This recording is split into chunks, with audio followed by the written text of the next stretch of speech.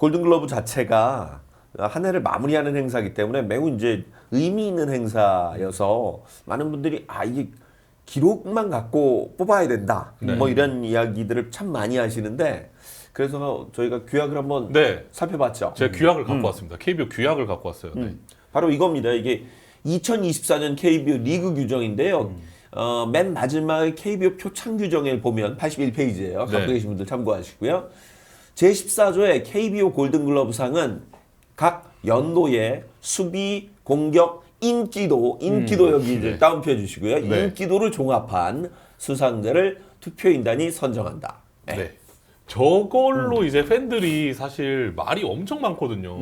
팬들이 요걸 가지고 이제 기록으로만 뽑아야 된다, 뭐 다른 걸 보지 않아야 된다 이런 얘기를 하셔서 하도 많이 하셔가지고 제가 이제 KBO에 있는 규약집을 좀 봤더니 저 멘트가 있더라고요. 네. 그래가지고 저거를 좀 알려드려야겠다 싶어가지고 제가 저거를 꼭 준비해서 나가자고 제가 준비했습니다. 사실 저 인기도는 저도 사실은 뭐 벌써 한 20년 가까이 투표를 하면서 한 번도 인기도에 대한 고민을 해본 적이 없거든요. 네. 네. 저게 있는지도 사실을 규약집을 몰랐어요. 보지 않으면 네. 야구 관계자들도 잘 몰라요. 네. 근데 이제 저게 딱 박혀 있는 게 있어서 제가 좀 꺼내왔습니다. 근데 이 인기도를 투표하는 입장에서 어떻게 그러니까. 봐야 하죠? 네. 네. 이거 그래서 저는 좀 이런 생각이 들어요.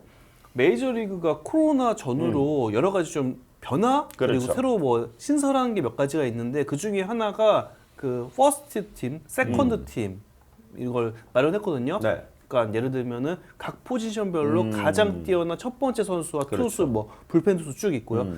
퍼스트 팀, 세컨드 팀 그러니까 두 개의 팀을 한번 그렇죠. 만들어 보자 이건데 여기에 팬 투표가 들어가요.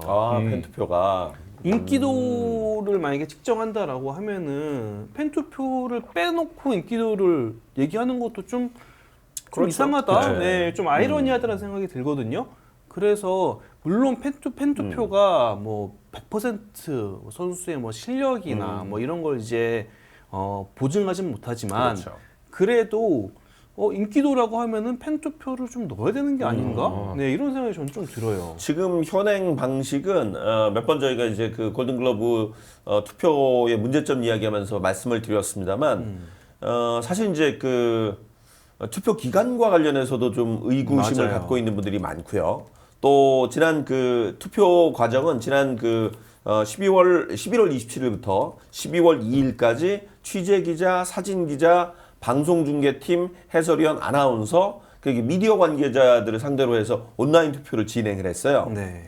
그러니까 인원들도 꽤 많더라고요. 300명이 넘거든요. 야. 네, 사실 저는 그러니까 인원이 많은 거는 어찌 보면 뭐 인기도를 본다고 하니까 네네. 네, 그래서 인원이 많겠구나라는 생각은 드는데 그러니까 뭐 최근 한 몇 년째 10년 넘게 좀 논란이 있잖아요. 그렇죠. 이걸 두고 투표 결과보다는 이 집계하고 나서 결과를 보니 네. 왜 이런 선수한테 투표를 하지? 약간 이런 경우가 있어요. 맞아요. 그래서 이게 좀 논란이 되곤 하는데 이거는 어떻게 보면은 뭐 무기명 투표라서 그런 게 아닐까라는 생각이 좀 있거든요. 차라리 기명 기명으로? 네, 차라리 기명으로 바꾼다면은 해결될 수 있는 문제가 아닐까라는 생각이 듭니다. 그리고 지금 골든글러브 투표 시점이 말씀드린 대로 지금 11월 말 12월 초인데 그렇게 되면 이제 포스트 시즌이라든가 맞아요. 올해는 특히 이제 저 프리미어 12 같은 맞아요. 또 대회가 있었기 때문에 네. 여러모로 이제 그 투표에 있어서 영향을 받는 부분이 많다는 네. 거죠. 기시감이라고 해야 될까요? 아무래도 뭐 포스트진이나 맞아요. 한국 시리즈나 혹은 이제 국제대회. 국제대회에서 네. 활약하는 선수가 좀 더 그 선수에 대한 인상이 강하게 남을 수가 있잖아요. 그렇죠. 그런 선수 좀 유리할 수가 있고요. 그래서 투표 시점을 굳이 이 시기에 해야 하나? 그러니까 뭐 또 인기도를 또 본다고 하니까 네. 그러면 뭐 이 시기에 하는 게 맞나 이런 생각도 들고 참 이게 뭔가 이 골든글러브 상 자체가 굉장히 커요. 그렇죠. 이 트로피가 제일 커요. 맞아요. 예, 이만 야구- 글러브예요. 진짜 예, 글러브예요. 엄청 네. 커요. 이 상은 굉장히 큰 상인데 이 선정 방식, 투표 방식은 좀 물음표가 붙는다라고 전 늘 생각을 해요. 그렇다면 지금 아무래도 이제 역사가 제일 오래된 게 메이저리그인데 메이저리그는 지금 이 골든글러브 물론 이제 우리랑은 약간 좀 달라요. 네. 거기 이제 수비 위주로 뽑으니까 어떤 그 투표 방식을 갖고 있는지 궁금한데요. 일단 메이저리그는 골드 글러브가 그렇죠. 있죠. 골드 글러브는 취재진 투표가 아니라 일단 그 어떻게 보면 지금 우리가 하고 있는 수비상이랑 굉장히 비슷해요. 네. 수비 지표와 그리고 현장 관계자, 감독과 코치들의 투표로 메이저리그 골드글러브가 선정이 돼요. 그렇죠. 좀 비슷한 방식, 투표 방식은 뭐가 있냐면은 MVP, 사이영, 신인왕 그리고 그 다음에 하는 명예의 전당 투표. 그렇죠. 이건 이제 취재진의 투표로 이루어지는데 투표 규모가 한국이랑은 차이가 굉장히 많이 납니다. 당연히 어떻게 보면은 메이저리그가 선수도 많고 팀 수도 많아서 그렇죠. 투표인당 규모도 커야 될 것 같은데 그렇지 않아요. 보통 30명 정도로 잘라서 해요. 올해도 MVP 투표도 30명. 그 잘라서 30명은 정말 뭐 해당 직종에 혹은 또 나름대로의 좀 커리어가 있는 그런 분들이겠죠. 네, 그렇기도 한데 또 선정된 걸 보니까 2년 연속으로 같은 사람이 하지 않는 경우도 있더라고요. 그렇군요. 예, 좀 오래 했으면은 다른 내년에는 같은 매치에 다른 기자가 하고 막 약간 이런 식으로 그러면서 30명 투표인당 규모가 30명입니다. 그래서 올해 뭐 다 아시겠지만 에런 저지, 오타니 쇼헤이 선수가 만장일치 아하. MVP가 됐잖아요. 맞아요. 이 선수들은 딱 30표를 다 1위 표로 다 싹쓸이 한 거죠. 그래서 이렇게 규모가 크고 선수가 많은 메이저리그도 투표인당 규모가 그렇게 많지가 않은데 골든글러브 KBO 300명인데 여기 300명. 30명이잖아요. 네. 10배 차이 나는 거예요. 네, MLB 비해서는 10배나 많네요. 네. 그렇죠. 그런데 뭔가 다 이유가 있지 않을까라는 생각이 들고 또 하나 뭐 미국은 야구 시장, 야구 역사가 워낙 오래되다 보니까 이런 취재진에 대한 이런 역사도 굉장히 그렇죠. 커요. 그러니까 이 투표를 전미 야구 기자 협회에서 주도를 합니다.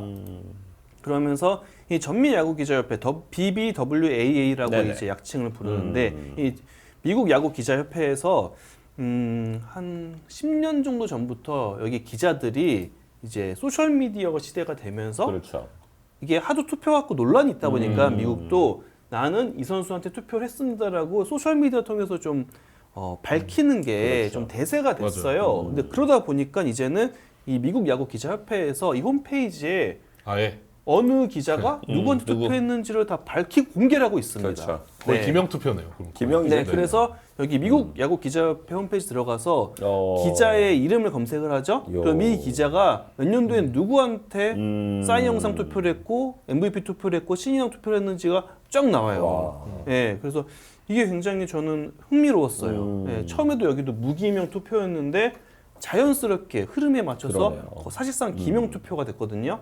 그래서 저는 이것도 어느 정도는 좀 필요하지 않을까. 왜냐면은 투표 다 해보셨잖아요. 골든글러브. 굉장히 어려워요. 그럼요.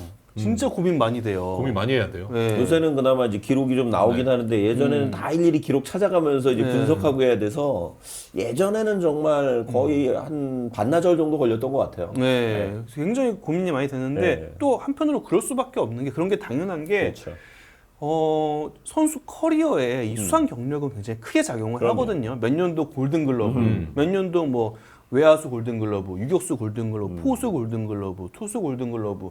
만약에 차후에 우리나라에 명예의 전당이 생긴다고 그렇죠. 하면은 우리가 명예의 전당에 헌액될 선수를 뽑는 데 있어서도 이런 커리어, 수상 경력은 굉장히 중요하게 작용을 할 거예요. 그럼요. 그런 걸 다 생각해 보면은 이게 결코 쉬운 투표가 아니고 굉장히 신중해야 할 투표이기 때문에 저는 우리도 이렇게 좀 기명으로 갔으면 좋겠다라는 생각을 많이 합니다. 그 장원삼 나이트 이슈도 좀 있었잖아요. 네. 그래서 이때가 아마 제가 기자로서 처음으로 골든글러브 투표를 한 해였어요. 네, 그래서 2012년. 네, 그래서 이때 제가 제 개인 그 소셜 미디어에 제가 투표 행각을 올려가지고 그때 네. 좀 사실 몇몇 기자분들께서 그거 뭐 하냐 막 이런 그렇죠. 얘기 저한테도 하셨어요. 맞아요. 네. 네.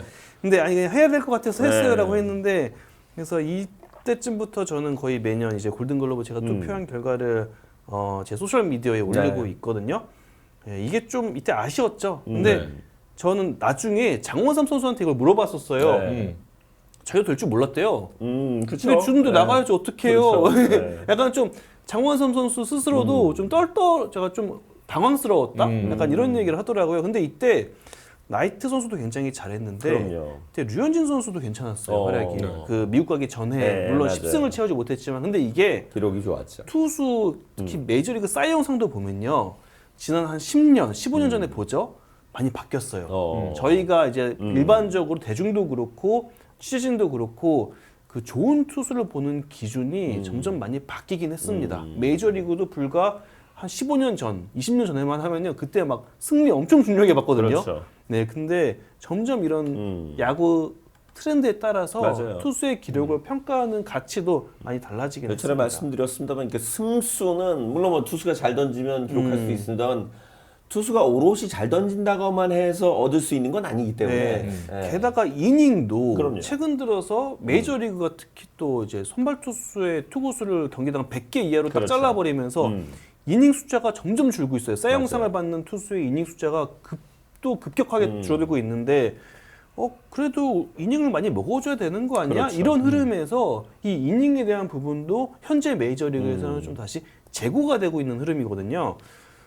이번에 또 하트 선수가 어떻게 보면 이닝이 좀 많진 않아요. 맞아요. 하지만 또 하트 선수가 뽑힌다면은 좀 비슷한 맥락이 아닐까. 물론 하트 선수가 부상으로 좀 빠진 기간이 있어서 이닝이 많지 않은 것도 맞아요. 있지만 일단 정말 이 투수를 바라보는 기준이 시간의 흐름에 따라서 많이 바뀌고 있다. 이거는 분명한 것 같습니다. 네. 이 나이트 장원삼 이야기는 골든글러브 나올 때마다 나오거든요. 그럼요. 이게 지금 이 모든 이 팬들의 느낌은 브랜든 나이트가 받아가는 느낌인데 이제 그럼요. 결과가 장원삼으로 나왔기 때문에 아무래도 이제 좀 팬들이 원하는 결과가 나오지 않았을 때 소환되는 네. 가장 대표적인 이 골든글러브 사례입니다. 약간 그 뭐 외국인 차별 뭐 네. 이런 부분 좀 네. 예전엔 좀 있었습니다. 네. 더불어 뭐 우승 프리미엄 이때 네, 이제 그렇죠. 삼성이 또 통합 우승을 했었잖아요. 맞아요. 네, 그랬는데 조금 이 결과는 아쉽죠. 네. 그리고 저희가 또 조사해본 바에 의하면 이것뿐만 아니라 2017년에도 그 윌린 로사리오 선수가 아 맞아요. 좀 잘했는데. 받을 수 있었는데 이제 그때 맞아요. 로사리오 러프 이대호 선수가 있었는데 그렇죠. 이제 로사리오 선수가 아니라 이제 이대호 선수가 좀 골든글러브를 타가서 또 이제 팬들이 좀 네. 원성이 좀 나오는 시즌이 또 있습니다.